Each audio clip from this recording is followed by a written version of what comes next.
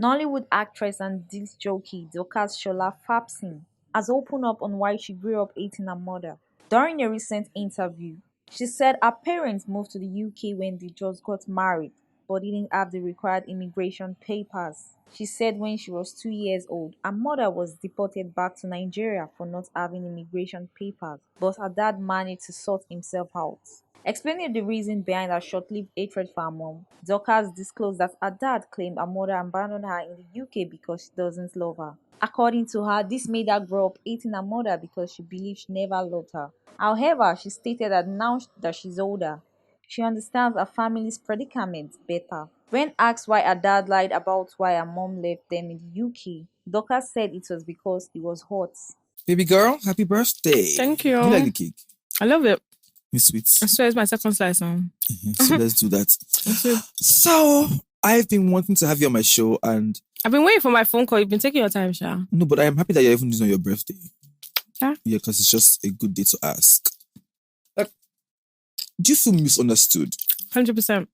in Lagos, Nigeria? How? Why? You're going straight in. No lube, no. I don't love you, sister. I don't give you better cake. No, I definitely feel misunderstood. Not just in Nigeria, Sha, but predominantly, obviously, in Nigeria, I feel misunderstood. There's so many reasons. There's just where do I even start? When I say do you feel misunderstood, I mean, like, do you think that they don't actually just get you? 100%. I feel like people don't understand, like, even just the type of person I am, like, just like me, like, being an outgoing person, me, like, being outspoken, me speaking about things that piss me off. Like, me, I'm very black and white. Like, if I'm happy, I'm happy. If I'm sad, I'm sad. If I'm angry, I'm angry, you know. You understand? You know me. Like, I don't form. Like, I don't know how to be fake. And I feel like, especially in Nigeria, a lot of people have perfected that whole fake suffer and smile, or like just the whole, if you don't like somebody, you still smile with them. I'm not from that. So I don't know how to do that. I know how to be real across the board. That's with work, that's with friendship, that's with the relationship, that's with anything. Like, and that's because I like when people are real with me. Like, I appreciate like honesty. I appreciate, if I piss you off, tell me I've pissed you off. Don't smile with me, then go and yab me behind my back. Like, do you understand? I feel like a lot of people do that in Nigeria. And I'm just not like that. Like, I'm very direct. Like, I'm very, like, I know I'm not sugarcoating it. And like, the same way, like, whether it's bad or whether it's good, I give people their flowers as well. So it's not like I just, like, tell people, like, if they're fucking... am I allowed to swear? Yeah. Okay. It's not like I just tell people if they're fucking up. If they're doing well as well, I'll tell you, you're doing... Like, I support people just as much as I clap back, or I say my shit. Like, I just keep it 100 across the board. Do you get me? So you feel like you're misunderstood because of the Nigerianness here? 100%. Okay, so that is because you were raised... Okay, let's talk about London. In the abroad. Yeah, in the abroad. Yes. But you were raised in London all your life? I was born in London, born and raised in London. Then I got sent here when I was 13. For school? For school, for a year, because I was not in school. So I got kicked out of my school in London. I did. And then I got shipped here. You know those promises? Yeah. Nah, you! Yeah. I thought I was coming on a 2-week holiday. I ended up staying here for a year. Okay, but do you think you've always been a naughty girl?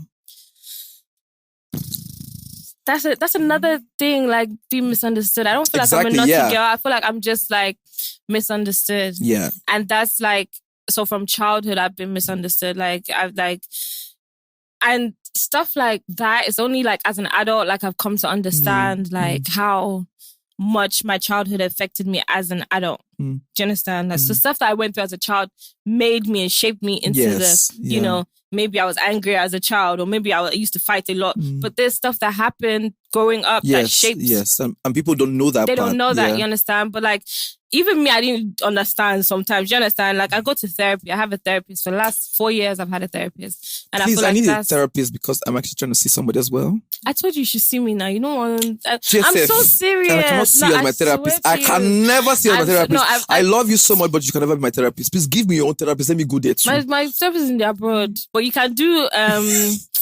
what's this thing called? Zoom therapy. Yeah. But I don't feel like that's as effective. Yeah, I don't feel like that's as effective. Okay, so the reason why I asked if you've always been a naughty girl is because you said you're growing up in London, you're always naughty. I need the kids that always have a issues. They can be naughty, but we don't get them because there's so many things happen with those kids that we don't know. So we judge them. And again, it's the environment as well. So I grew up in the hood. Like, I grew up in London, but I didn't grow up in the posh part. Like, my dad was like the first person in his family to reach the UK. Do you understand? So like, it's not like I went to London. I went to... Your father was good at being also. Do you understand? Yeah, like my dad was a street hawker. Like, he's not from a rich family. My grandma is an illiterate.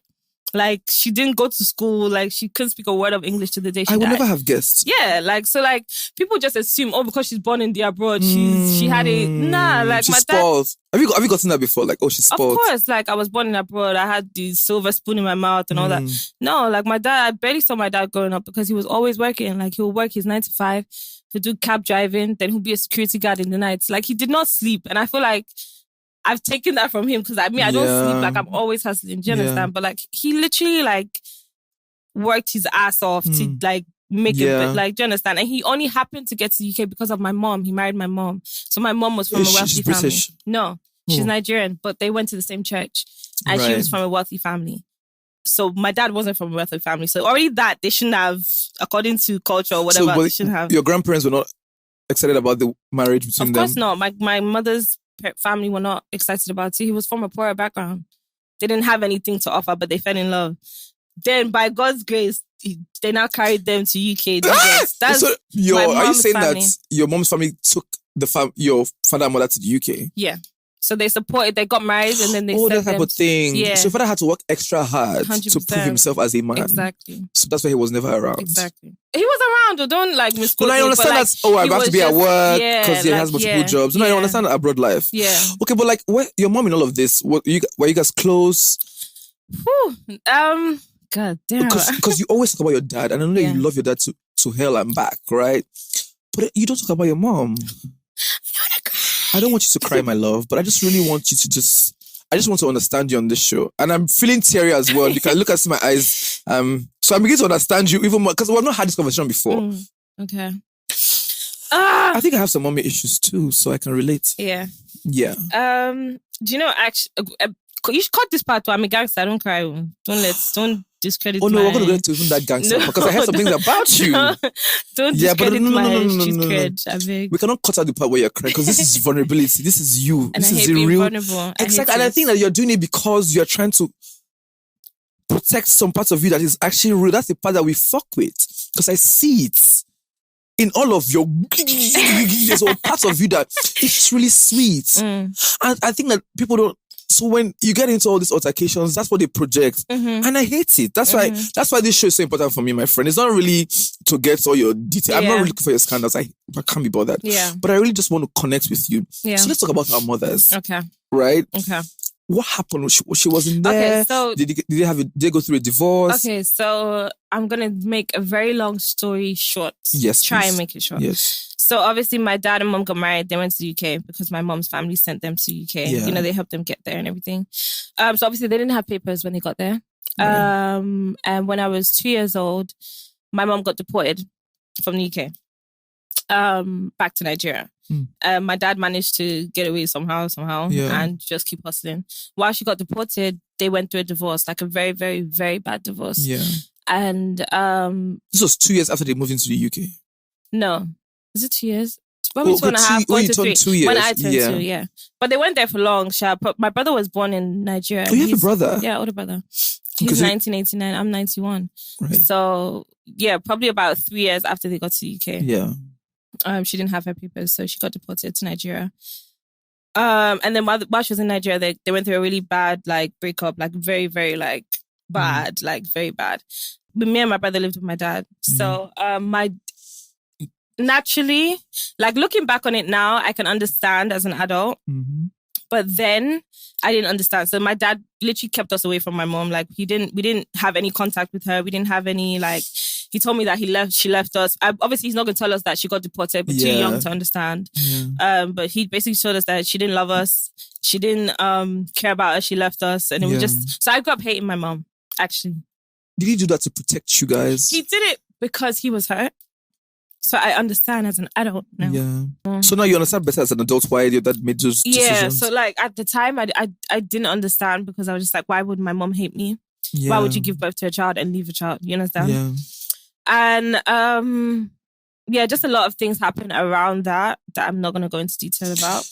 But like now, and for a long time, I'm not going to lie, I resented my dad a lot because she died when I was 14. So when I got sent to Nigeria, remember I told you I got sent to Nigeria when I was 13. I saw her once, and then we had like this huge argument, like this, like I was really mad at her, and I was really like I was mad, like I was an angry teenager, like I was like, how can you fucking leave me? Like, how, like, what did I do to you? Like, I didn't ask to be born. Do you understand? Like, so we had this whole like huge fight in one hotel in Ikeja. I remember, never forget. At 14? At 13. And then, no, 14. I just turned 14. It was probably a couple of days after my 14th birthday. And it was like this huge fight. And then the next time I saw her, she was dead. And then after she died, like I found out that she'd like literally tried everything to get me and my brother. Like she died giving birth. And like her sister, I remember her sister was saying that after she died, like it was us that caused her to die because she wanted us so bad, and she tried to have another baby to replace us, and you know, just like typical Nigerian, whatever. But like after she died, then I found out like she built a school and put it in my name, in me and my brother's name. She even the school that I got sent to when I was in Nigeria when I was 13. No, it wasn't hers. She'd come there to look for me, but my dad had told them not to let my mom in. Do you understand? I found out all these things after she died. So like after I'd found out, like she sent letters, she sent money, she sent everything. Like she tried, like she even got married to somebody to try and get back into the UK. Do you get? Like, but I didn't know all this until she died. And then when I found that out, I had a lot of resentment towards my dad because I felt like he stole a relationship that I could have had. Yeah. Do you understand? Because I needed her. Like I did. As much as I would do hard guy and everything, I definitely needed her. Like I didn't have any kind of mother figure. Like, you know, just basic things like starting my period or like my first boyfriend. Just, and you know, just like tell like, oh mom, this is what's happening in my life. Everything. Like, you understand? You need like a mother, you know? Yeah. Just like everything. You just need a mother. So I had a lot of resentment towards him because of that. And then as I got older and I started doing therapy and stuff, I understood that he's human, you know, and everybody makes mistakes. You get like, it's not like I don't think he did it. Is he sorry though? Of course he's sorry. Very sorry.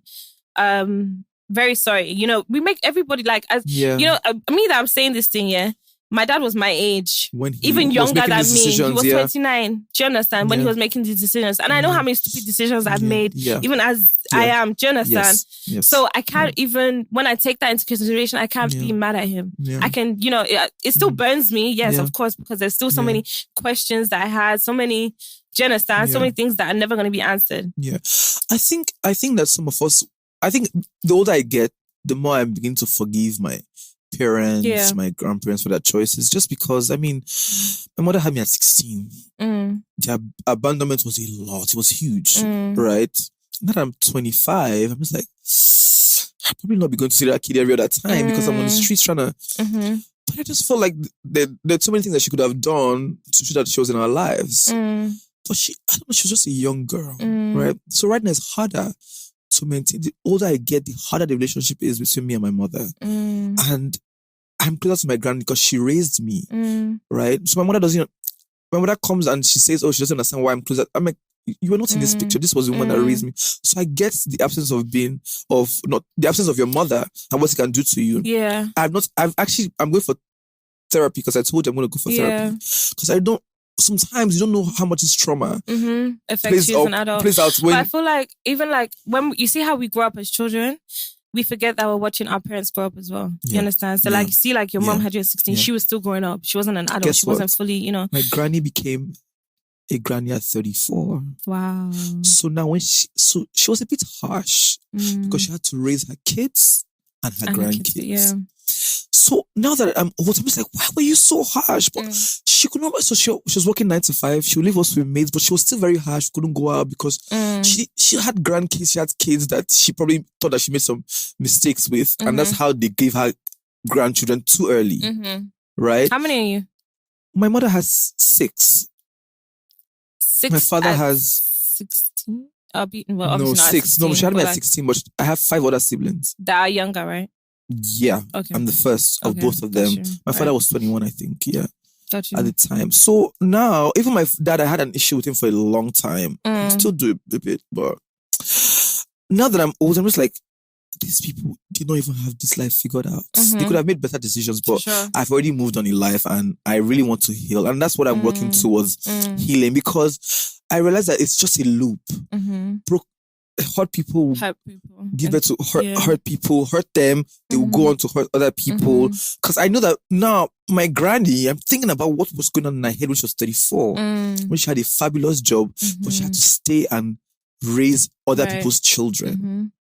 Because that decision, my granny always says that I was ladder for all of you all because I didn't travel. All my leave allowances went back into your lives, and we lived so well. So I did not know. I didn't know there was an issue with. I don't want to cry. Let's move on to your. No, you must cry. I don't cry. I don't want to cry. So let's move on. You must cry. Continue. But, so moving back to Nigeria, right? Because in London, I'll come back to London because I know that you're a gangster in London. I've heard your gist. But moving back to Nigeria, was it a culture shock for you? Because you have been a London girl all your life. You're raised in that space. There are ways you guys do things in the UK. For sure. And coming back here, first of all, you already have your own trauma you're dealing with. Yeah. Then you now come and meet Nigerian and Nigerianness. Yeah. Was it shocking for you what you met? So when I first came, I was 13. That's the first ever time I'd ever been on a plane. That's the first time I ever entered Nigeria. That's the first, do you understand? That's the first time going to Africa as a whole. Yeah. So before then, the only things I'd seen of Nigeria or Africa is like those adverts with the flies on children. And do you understand? So I was very ignorant. I was very like, I'm not going to Africa. Yeah. Just stupid. Do you understand? Until I came. So when I came, I still had that London rude girl mentality, talk back to your teacher. Like, don't talk to me. Like, hey, they beat... I know. They beat... Are you serious? Stupid and bastard. From you? What? You must have been a trouble. Let me just tell you. So when I first came, they took me to Ibadan. They took me to a missionary... No, they took me to a missionary school. UMCC, United Missionary Comprehensive College. I'll never forget that school. And in that school, the girls, they cut their hair. And obviously they wear skirts and everything. Discipline girls, even in this... I don't know why they do that. So... When I first went there, they're like, I have to cut my hair. That's the first thing they told me. I'm like, fucking cutting my hair. Yeah. Giving them London. I'm not fucking, you can't tell me what to do. You say fucking to them? Fucking everything. They go beat you. They beat me. Nigerian teacher. They're your second parent. But wait, so they didn't cut my hair. I think my dad paid them. Now that I think about it, he must have paid them. So I was the only girl. And it's a girls' school. I was the only person in that school. So they will hate you first of all. They hated me. In that school, and you had an accent. I was a London girl, so they're thinking this British girl, don't come. You're not even fine. So if you move your hair, you're not even fine. They yabbed me. They beat me. I fought. So my seniors, they used to beat me. I beat them back. So because I didn't know, like, where I'm from, if you beat me, I don't care how old you are. I'm beating you back. Fuck you, like.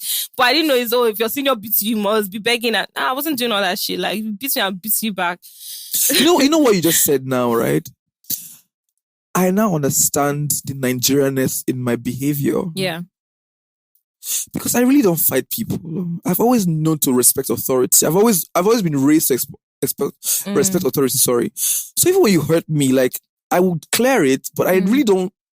Because I've been trained to just always respect and just avoid and I understand you. No. For you, where I'm from, we don't do that. If you slap me, I'll slap you back. Like, I'm very from that. Like, I need to take around Lagos more. If you give me left, I'll give you right. And that's not how we are here in Nigeria. Do you understand? Like, in London, they don't care. Like, if a small boy can come and... Do you understand? Like, they don't... That's I want you to tell me the culture shock for you. What happened?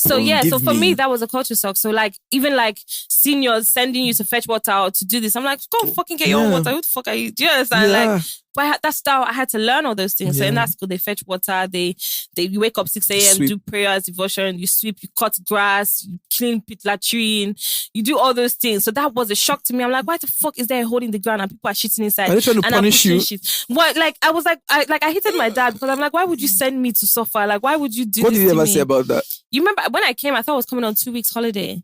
So it was a shock to me. I think you're already a nuisance in the UK to him. No, I was a nuisance. Of course I was a nuisance. They hate, like, it's my dad acceptance hated me. For me. Yeah, no, I would have hated me. If I was my parent, I would have, because I used to fight every day in school. They kicked me out of my school. That's why they brought me. And your dad was probably trying to just hustle his life in this London Literally, like, with 2 just kids and the rest of the just- family members. And it's not me that's There's disturbing. always one child that's disturbing. I swear, like, it's not me that's like messing up. So Isha had sent me to that missionary school.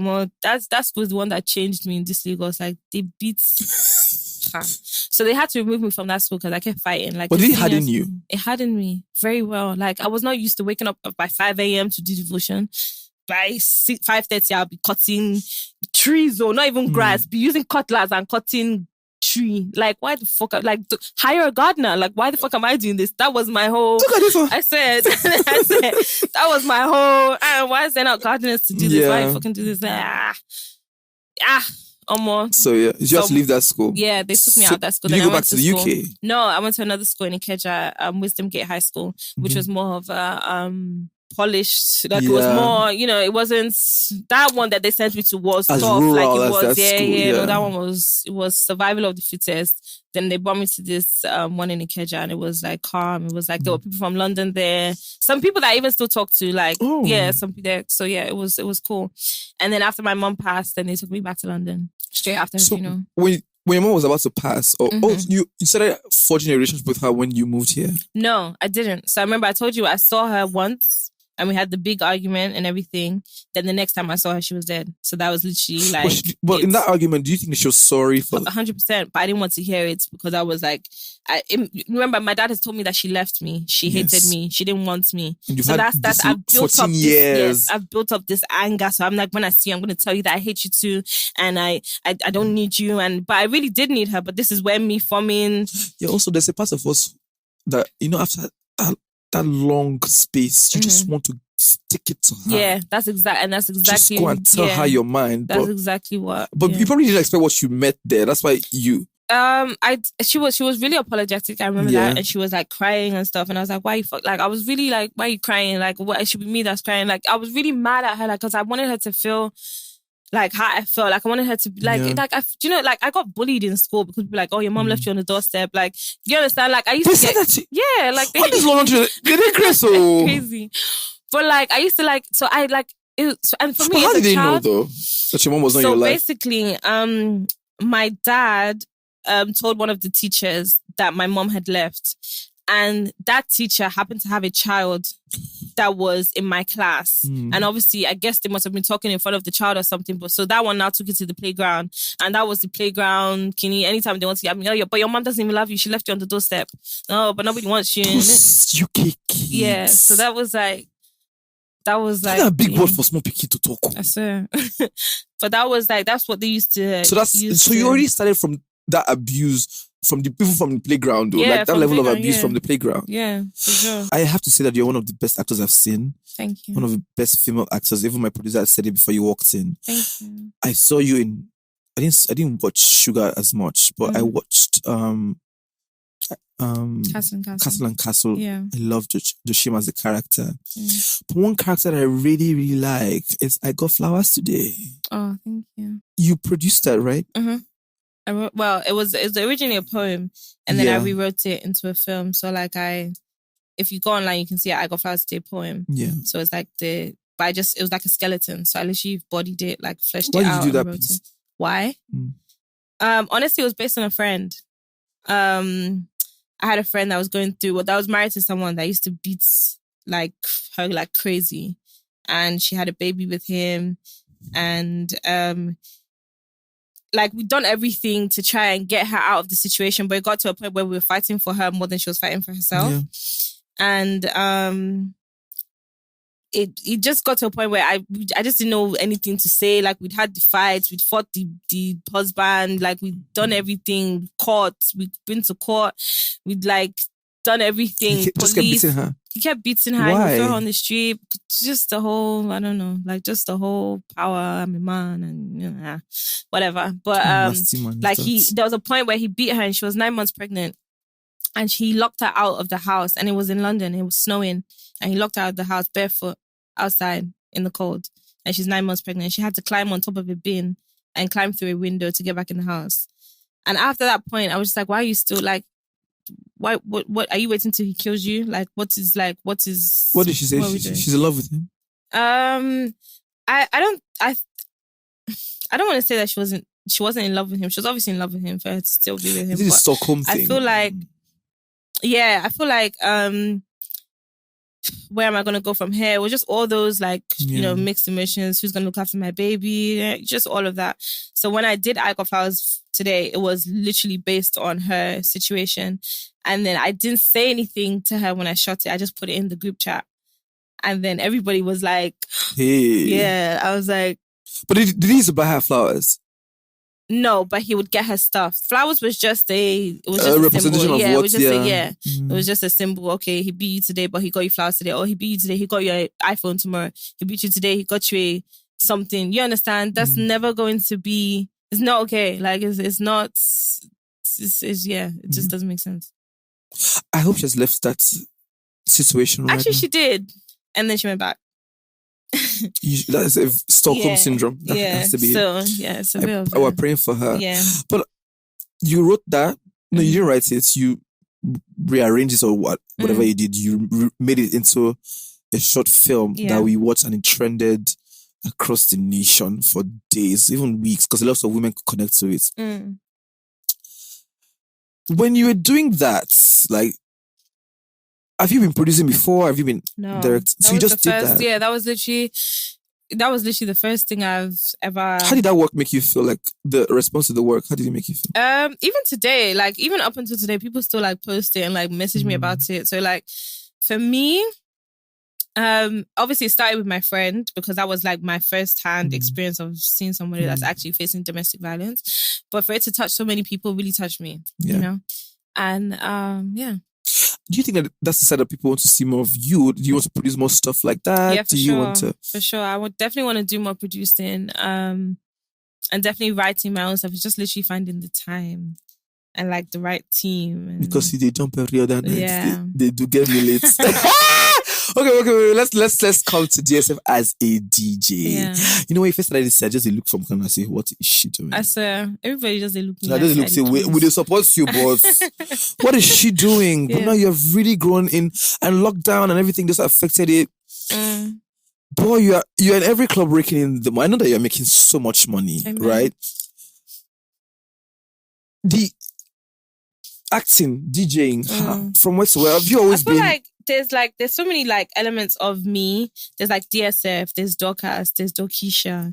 Dorkisha, that's the one I really like. That's the mad London girl. Yeah, there's like so many. So I feel like DJing is just another part of me. That's DSF. Acting is Dorcas. Dorkisha is gangster. You understand? So, but you sat down one day and said, you know what, I'm gonna be a DJ. I'm gonna set up. No, do you know I love music. Like I'm always, I said I used to dance. I was a dancer.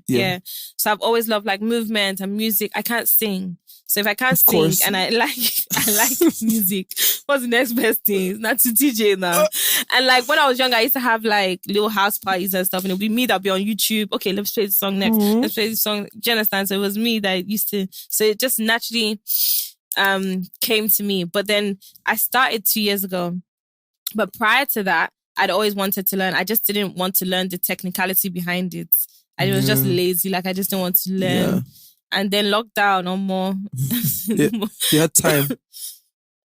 I had time. So I just like literally practiced and just like. What are your plans for the new year? What are you looking for? Today's your birthday. What wishes have you made? I was supposed to blow you candles. Why did you guys not put candles on this thing? You guys. Fire hazard, Abby. It's true. You guys are forward thinking. But make a wish. Make 31 wishes. Right. Sorry, 13 wishes. Make 13 wishes. Out loud? Yeah. Things that you just want to happen in your life. I want more money. Okay. I want to be successful. Yeah. I want to get like different acting roles like across the world. I want to make my family proud. I want my dad to grow old. I want to have kids. Of course. I want to find a great man. What number is that man? 7. You waited to 7. But I like that you waited, like you got everything right before. Yeah. 7 is the number of completion. So this year you must find the man. I receive it! Receive it! Yes. I brought an idiot to this. Amen. When I start like this, they follow me. They do the foolishness times 2. I receive it. I beg. Okay, number 8. Number 8. I want to I want to put my family and friends in a better position. Yeah. Like not necessarily like just giving them a bunch of money, but like a better lifetime position. So like put them on to things that will make them generational money. Yeah. Like not just, okay, take 5K or take 20K or do you understand? I want to put them in a position where they can be better off. Yeah. What number am I? Number 10. Almost in how to. It can be something you've always wanted to buy, something that you've always wanted. Ooh, I want to own 10 cars. Luxury cars. Not a problem. I want a private jet. You also have your own jet. Yes. Good. Energy. Amen. I want to be friends with Rihanna. Me too. Yeah. Who is this? Like I want to be her genuine friend. Like she's like, bitch, we going to the strip club today. I'm like, okay, and let's go. I think you both will get along. Yeah, I know. So I feel her well. energy. Like I definitely feel like we'd definitely be great friends. So I'm like speaking that out. Yeah. So when it happens, then we can rewind to this and just be like, yeah, she spoke about it. And, no, it's on this podcast. You have to give me my own flowers on this podcast. It should be here that you said it first. Exactly. I want to be in a film with Denzel Washington. Why? He's fantastic, but why? Amazing. He's just like the goat. Him and childhood Will Smith, crush or what? Not crush, just more of a like father. Like he's the goat. Yeah. And that's for Will Smith as well. I think like they're just like the most amazing actors I've ever seen. Fantastic. And this your 31st year. Yeah. I just pray that you find more peace and you're happy, as you said. Mm-hmm. And that whatever trauma that you have dealt with, God will help you. Thank you. With that, and also. Just calm down, me man, love you. Just more. I feel like if you're in a relationship, I'm not going to see you outside as much. You could just come say, I'm not around. Do you know what? A lot of people see me outside and they think I'm just outside. A lot of times it's work cool. Like it's paid. Sometimes the club will pay me just to go. Do you understand? So yeah, I be outside, but not really like that. If I have man now, how's that good? Do you understand? But like now I'm looking for... you pray for the man that would understand your work and support you. Yeah. But everything is gonna happen for you this year. Amen. Do you believe it? I receive it. This year, my pastor said this year is the year of endless possibilities. Amen. So you probably find a man this year. Amen. Get that private jet this year. Somebody's son go find me. Yeah, what you said. I think you should play that as the outro. For where? This show? Yeah. Not be this show. Okay, sorry. Okay. No, I don't know. I want to play them. Okay. Oh, the editors, right? Yes, no. That bit you can. Yeah. I don't know. This song can agree. Anyway, thank you so much for coming on my show. Thank you for having me. Honestly, I feel like this is probably the most vulnerable I've been on any You should try it more. I don't do interviews. Like, I don't send. I don't care for I swear, like people, that's another misconception people have. They think I'm arrogant, but I genuinely don't like interviews. I think you're arrogant. Fuck you. But it's not a bad thing. I think there's a level of arrogance to you. And that comes from knowing almost who you are too much. It's a problem. Yeah. You just feel like I'm Dorcas and But it's not even that. It's just because one, I'm lazy. Like I beg, if you're not paid, why am I going to interview? I beg, don't pay me. I know you said it. I beg. That you to be but like it's just like I beg, maybe just day. Like I hate all those red carpets. I hate I don't want to. I don't got Miss Yan. Like I don't want to say something that's not right. Yeah, I don't want to now end up on one blog or just. I think that it's because of your past. You think that. The more you do, the more you get into trouble. Yeah, but I don't think, so I just rather just not. So like this new DSF, I really like this. I feel like there's a new DSF, right? That has come into power, right? So you're very focused on your shit. I really want you to just keep this DSF alive. Mm-hmm. Let's have it's hard because some people will come for you as usual. Yeah, for sure. But you're doing so well, my love. Thank and you. I'm gonna go to lunch with you finally. Because I think that there's so much we have to talk about even going forward. Thank you for coming on my show. Let's sip some champagne. Thanks, dear. Happy birthday to you, babes. Thank you, boo. This was a wholesome episode. I didn't think I was going to cry. You made me cry.